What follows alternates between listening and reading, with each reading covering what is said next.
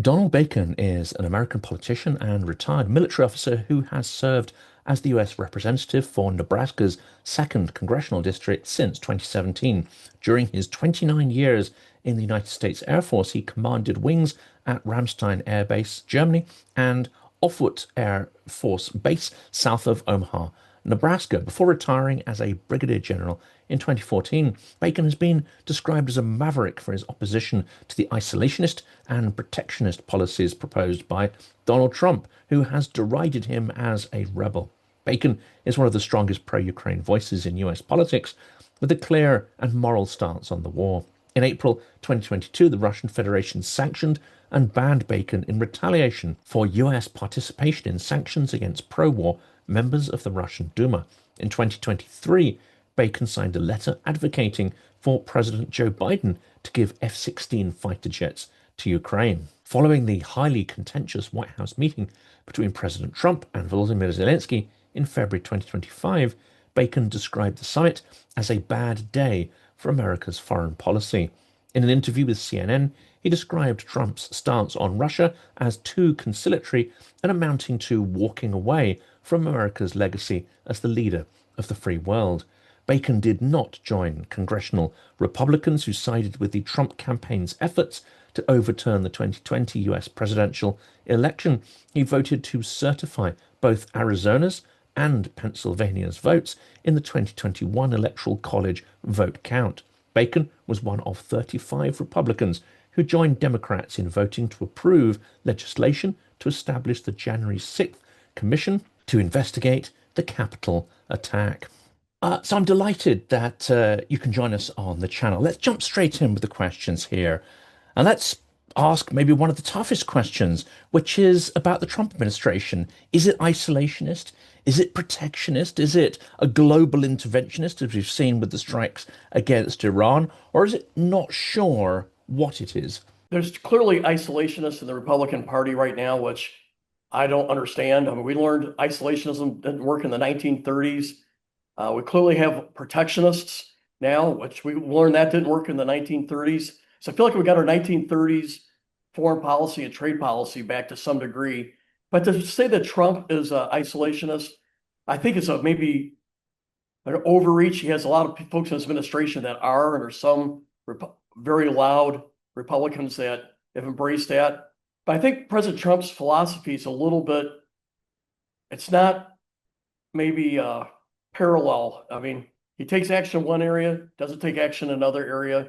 And so I find that it's a little more haphazard. It's not a consistent ideology here.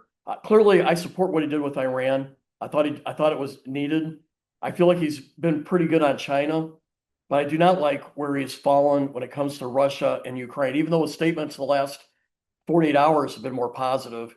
But there seems to be a blind spot when it comes to Putin and Putin's actions. But in the business I'm in right now, you hear from people that got like you got to support Trump 100%, or you got to fight him and resist him 100%. And I don't find it works because I sort of like what he did in Iran. I don't like what he's doing in Russia, Ukraine, or China a little bit better. So he's all over the map, in my view. And what informs your passion? Because you clearly have a passion about, well, Ukraine, but also you seem to have, you're one of the most outspoken people in terms of pointing out the risks from Russia and the fact that it is a key adversary of Western democracies. What is it about your experience, and particularly your military experience, that informs your foreign policy views and indeed your focus on Russia-Ukraine? Well, I'm a man of faith first, and I'm an American second before I'm a party guy. So that's how I see myself: man of faith, American, Republicans down the order. And I feel like I owe it to be honest if I see something that's not right. I'm also a more of a true Reagan believer. I was a Reagan supporter at the age of 13 because my grandparents and my parents were volunteers. So I was an activist at 13. I graduated from high school at 16. I went to college as a young Republican, and I got very involved in the 1980 race when I was 17 years old. Couldn't even vote yet. I believe in peace through strength. I believe in strong alliances. I've studied World War II, the alliances that we've had, the Cold War. I'm an Ike Eisenhower man, down deep. And so my philosophy is pretty well ingrained. It's got deep roots.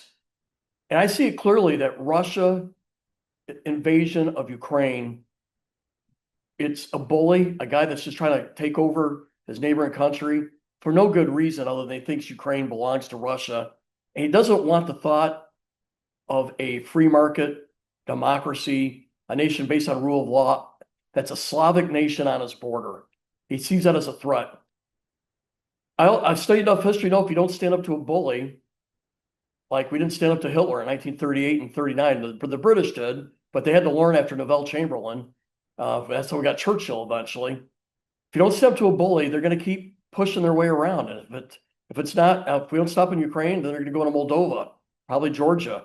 Trump Petraeus is going to be Lithuania next, right? We got to stop the bully now, and we have to do this with our allies.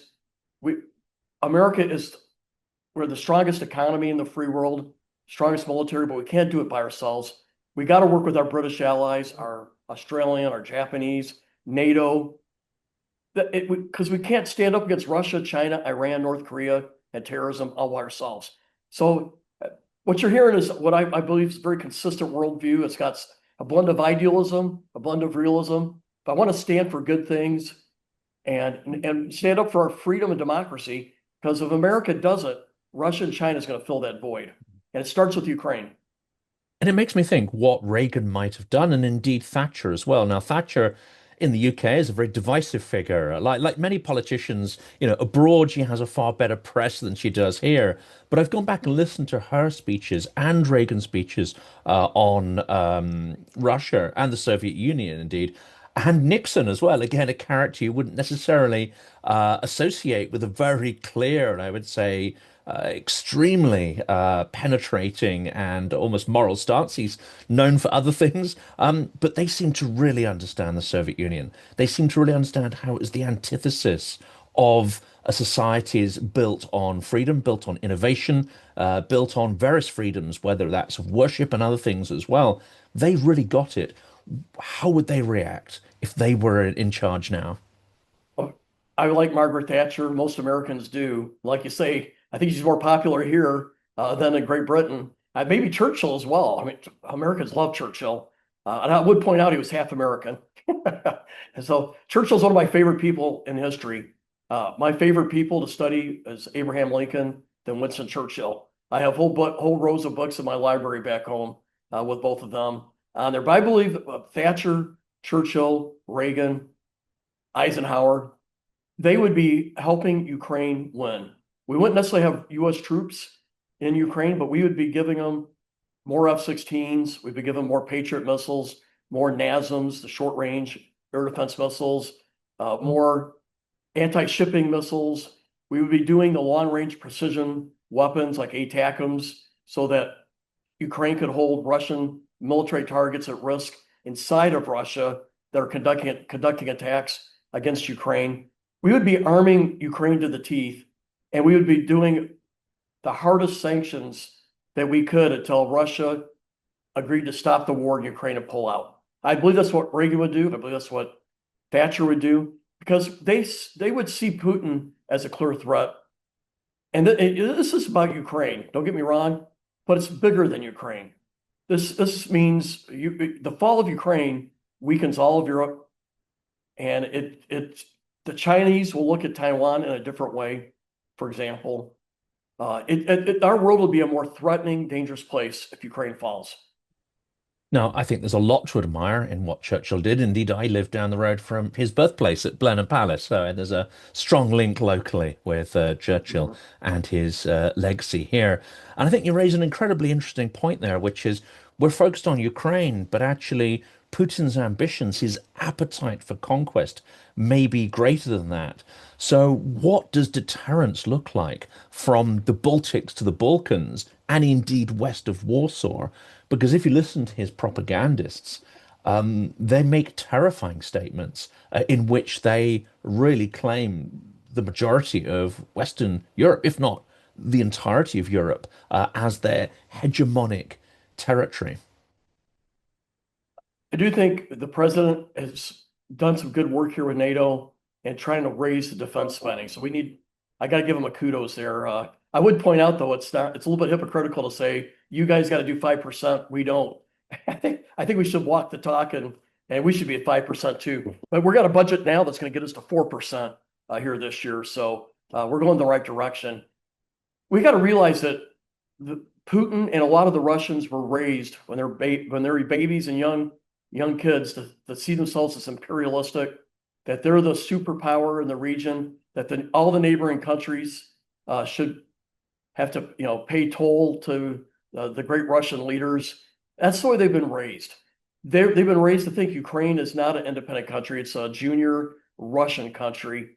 And they feel the same way about the Baltics, because Baltics are under their control for roughly 40 years, probably as well Poland and Romania, Hungary. And so they want to the Putin made a statement last week that was very chilling. He said, wherever there were Russian soldiers, we should own those lands. They're never not ours after that point. If Russian troops were there at some point, it belongs to Russia. That's a very chilling comment. He also says, I want all of Ukraine. Ukraine should not be an independent country. He put his true aims out there last week. And I hope President Trump heard those comments. And I hope people are showing it to him. President Putin is playing President Trump like a fiddle. And for some reason, President Trump doesn't see it. I don't get it. I hear for some people in his administration saying, well, we can't be hard on him because they won't go to the negotiating table. No, we got to have moral clarity who this guy is and the people around him. He's killed all of his political opponents. He's severing the undersea cables. They've shot down 2 airliners. They've poisoned people in London. He is a bad person, and he wants to extend his territory. And he's got a president of the United States right now that seems to have a moral blind spot there. And I think he's going to try to take advantage of it. And I hope President Trump wakes up on this. He did great in Iran. He needs to raise the bar in Ukraine. Now, I spoke to an ex-CIA officer earlier who made an interesting allegation. He's recorded, it's on the record there, that actually, we know of Skripal, we know of Litvinenko, we know of a couple of other murders, very high-profile ones, committed in Britain by Russian agents.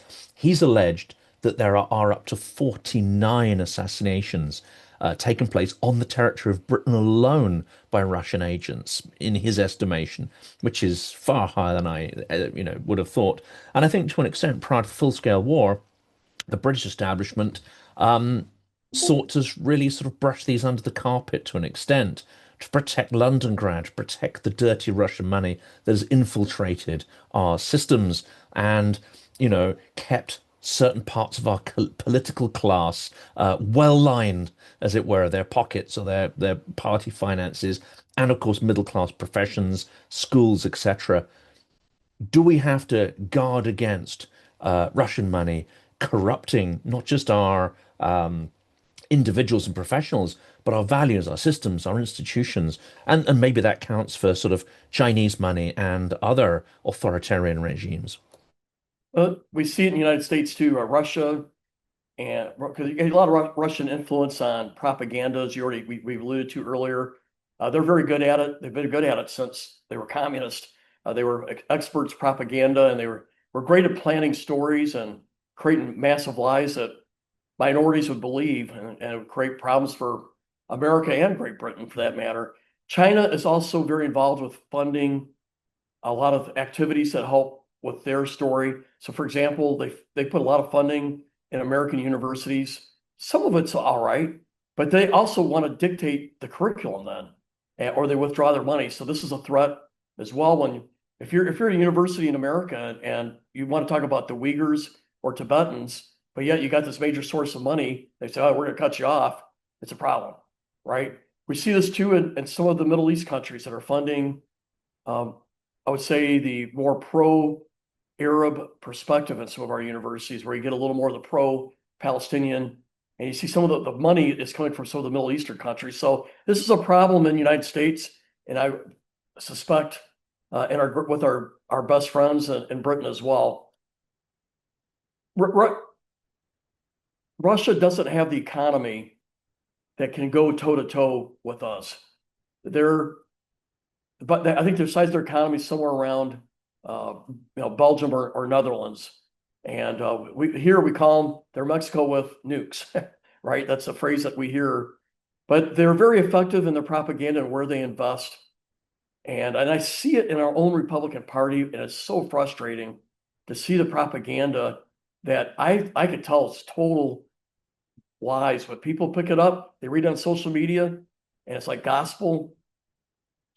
Ukraine's been very good with our weapons, but if you look at social media, they're selling our weapons supposedly on the black market, and it's a lie. There's this whole thing about the Nazis in Ukraine, and you tell me you don't realize Zelensky is a Jewish guy. His family was murdered by the Nazis. These people wouldn't know that or don't know that. And there's just all these lines of dishonesty that's out there, and it is planted by the Russians primarily. And it's made this a tough debate. And but I felt like I need to stand up and be very clear what I think our national interest is.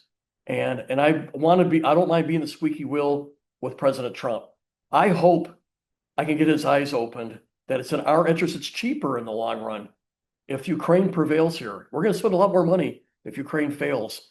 And it may not be communist Soviet Union today. I know it's Putin's Russia, but their personalities are very similar, and they're largely the same people.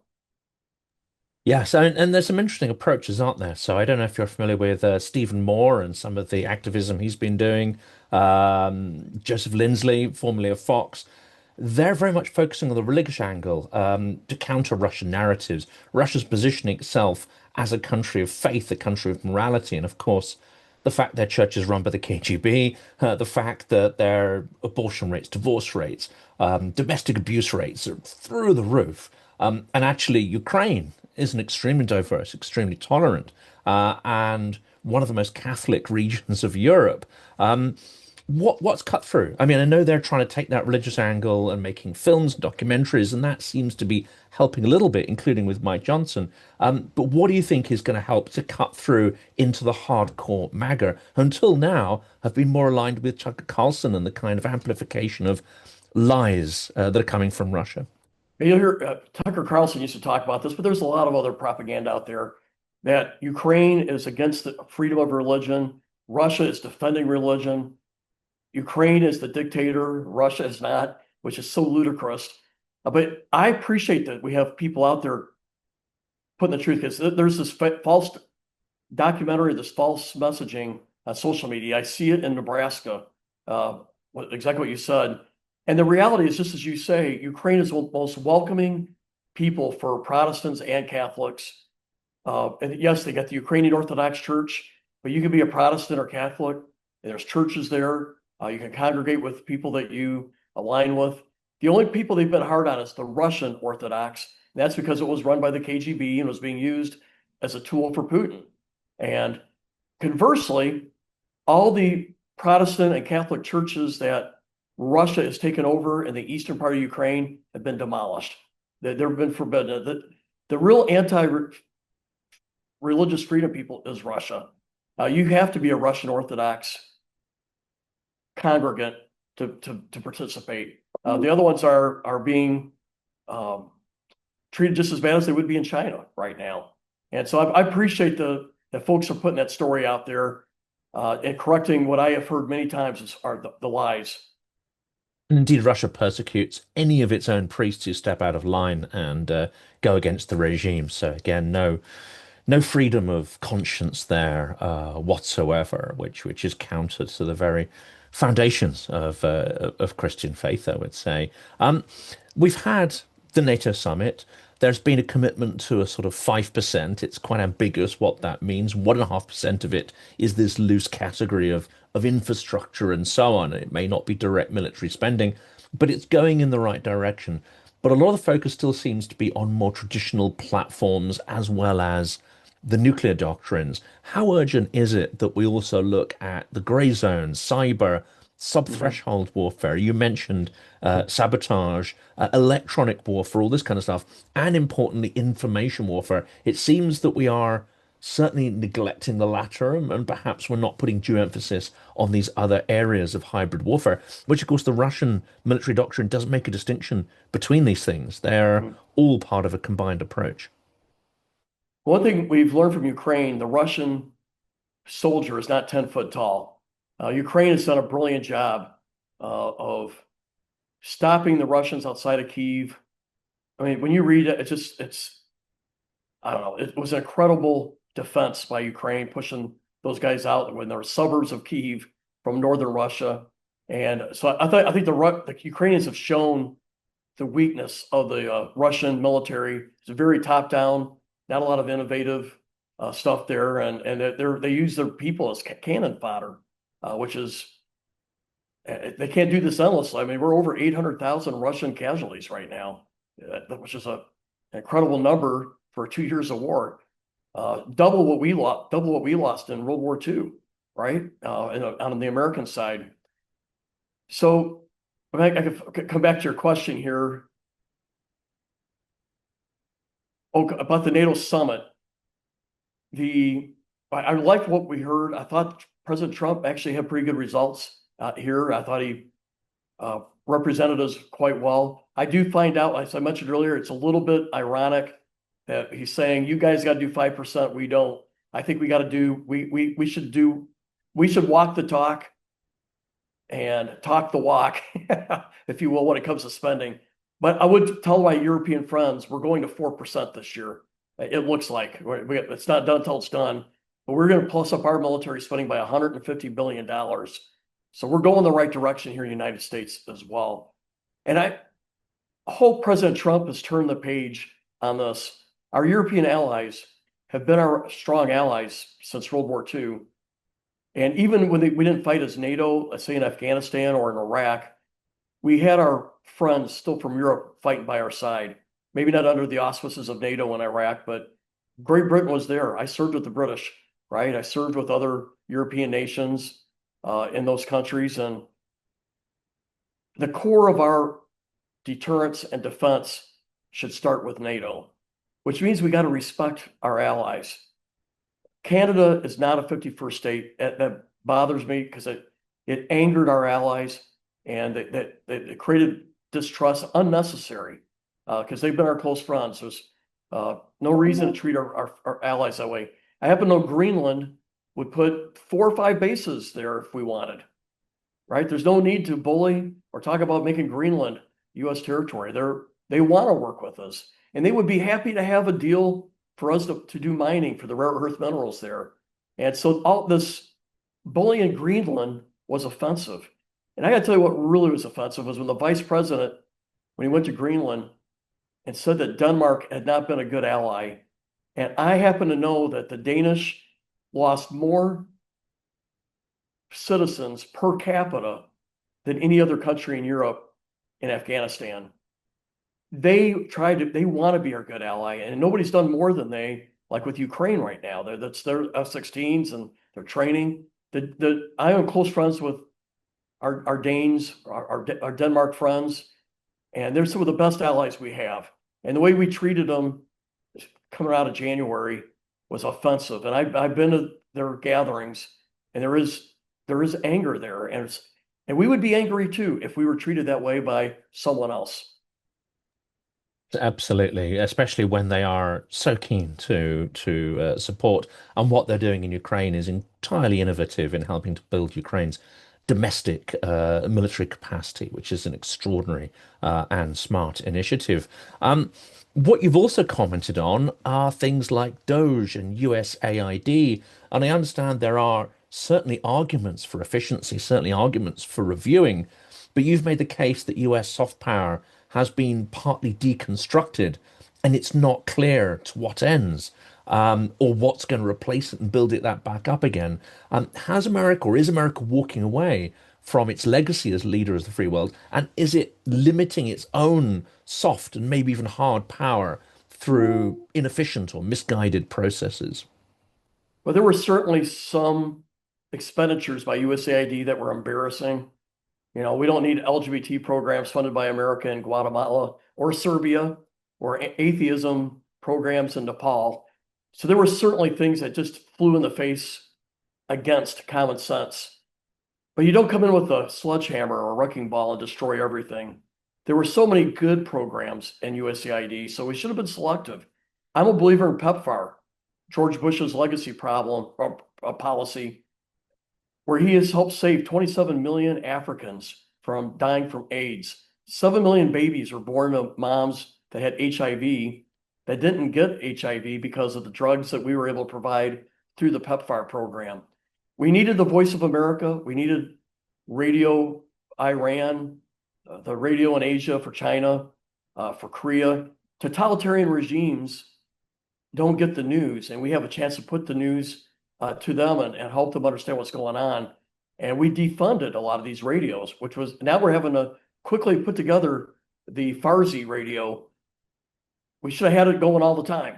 And so there were some things that were cut that I thought were premature, and we're paying for it right now. I think we've got time for one last question. Now, you have the distinction of being sanctioned by both China and Russia, and I believe you were one of the first US representatives to actually be hacked by China, which I think is certainly a distinction. This seems to have compelled you to speak out or carry on speaking out or even speak out with more emphasis. But are there people, are there politicians, not just in the US, but across Europe, who would be deterred by that kind of pressure? Yeah, I've been barred from Russia, barred from Iran, and then China hacked my computer about 2 years ago. And so they on their one hack, they said it was a year in preparation. Now I didn't do anything wrong, but they went through the Microsoft network to get into my computer. But they also went into the Secretary of State, Secretary of Commerce, and the U.S. Ambassador to China. So it was strange to read this after action report from CISA saying Don Bacon, the Secretary of State, Secretary of Commerce, U.S. Ambassador to China, got hacked by this exquisite hack that they prepared for a year. And I'm like, how do I fit in with these other three? And so I asked the Attorney General, what does he make out of it? He goes, yeah, China don't like you. And so, because I talk about the Uyghurs, I talk about Tibet. I think what happened to Hong Kong, it was a shame, what's happened there. And some people get intimidated by that. I frankly don't care who reads my email. I don't put anything in email that I'm embarrassed about. And so I'm not easily intimidated. I've taken on some of the crazy right people in our party. And one week I took 31,000 phone calls, threats to my wife, threats to my family. And all it does is stiffen my spine to stand up. So I'm going to do what I think's right.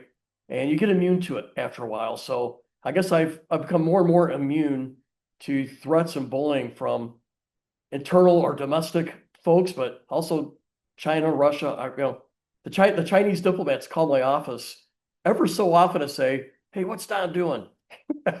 Well, hey, you did hack our computer, and they back off, right? But it's funny. China does keep tabs on what I post. I have no doubt that Russia knows who I am, and so does Iran, because I've been a public adversary to who they are, what they're doing, and we got to put a spotlight on their nefarious and undemocratic, anti-American behavior. We got to call it what it is. You're clearly on a mission to bring an element of morality back into foreign policy, and I think that is sorely needed because many of the mistakes have been made when people lost sight of morality and values and failed to live up to those. What would you say as a sort of final word to encourage people to have a principled stance on foreign policy issues and not simply go with what is convenient or contingent? I do think our president has been very transactional. I hope that we can show them that, yes, there is elements of transactional. We all get that. I'm a realist to a degree, that we got to be very thoughtful about protecting our country and our core interests. But if it's a foreign policy that has no idealism and no morality to it, is a foreign policy that I do not want. I want to stand for what's right. America is the leader of the free world by virtue of our economy and military and in the history that we're in. And I love our allies. We should be humble leaders with our allies. But without America, there'd be a void of someone standing up for democracy, free markets, and rule of law. and our world would become a more dangerous place. So yes, it may be idealism, but in the end, it's realism. We don't want to have a more dangerous world. Don, it's a tremendous pleasure meeting you, Thank speaking you. today, and of course, all the comments, which I strongly encourage the audience to follow, which you continuously make extraordinary comments online and in the public sphere, which I think are very important to follow. For today, though, thank you so much. Thank you. It was an honor.